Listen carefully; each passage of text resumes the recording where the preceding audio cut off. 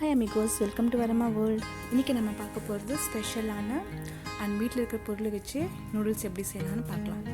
செய்முறை போகலாமா? 1 கப் கோதுமை மாவு எடுத்துக்கோங்க.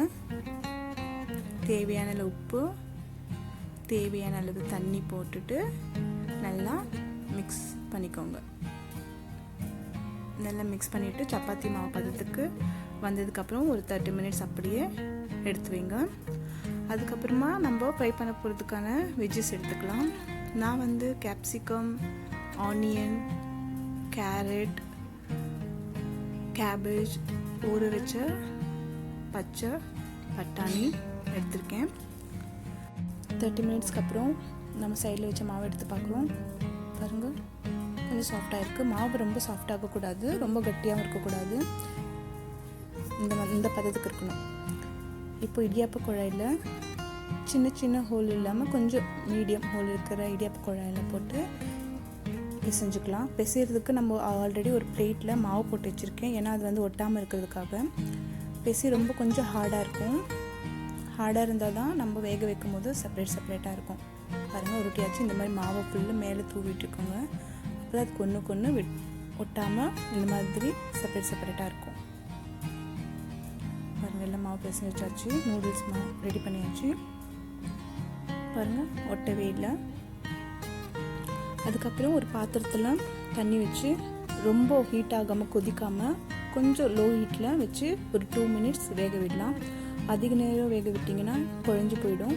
ஸோ அதனால் ஒரு 2 மினிட்ஸ் போதும். இப்போ ஒரு கடாயில் 2 ஸ்பூன் எண்ணெய் ஆட் பண்ணிவிட்டு ஆனியன் ஆட் பண்ணலாம். ஆனியன் ரொம்ப ப்ரௌன் ஆகக்கூடாது. அதுக்கப்புறம் இஞ்சி பூண்டு பேஸ்ட் ஆட் பண்ணிவிட்டு கேரட் ஆட் பண்ணலாம். கருவேப்பிலை ஆட் பண்ணிக்கலாம். கட் பண்ணி வச்சா பச்சை மிளகாவும் ஆட் பண்ணிக்கலாம். அதுக்கப்புறம் கேப்சிகம்.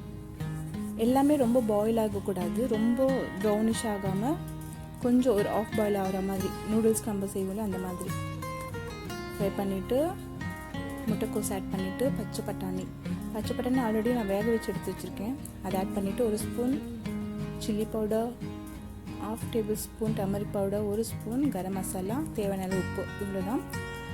அதுக்கப்புறமா 1 tablespoon tomato sauce option, உங்களுக்கு வேணும்னு ஆட் பண்ணலாம். 1 tablespoon soya sauce add பண்ணிவிட்டு நல்லா மிக்ஸ் பண்ணிவிட்டு நம்ம வேக வச்ச நூடுல்ஸ் எடுத்து மிக்ஸ் பண்ணுறோம். பாருங்கள், ஒட்டாமல் கலர்ஃபுல்லாக இருக்குது.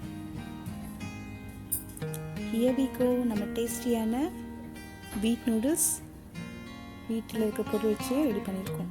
ட்ரை பண்ணி பாருங்கள். உங்களுக்கு பிடிச்சிருந்தா இந்த வீடியோவை லைக் பண்ணுங்கள், ஷேர் பண்ணுங்கள், கமெண்ட் பண்ணுங்கள். தேங்க்ஸ் ஃபார் வாட்சிங்.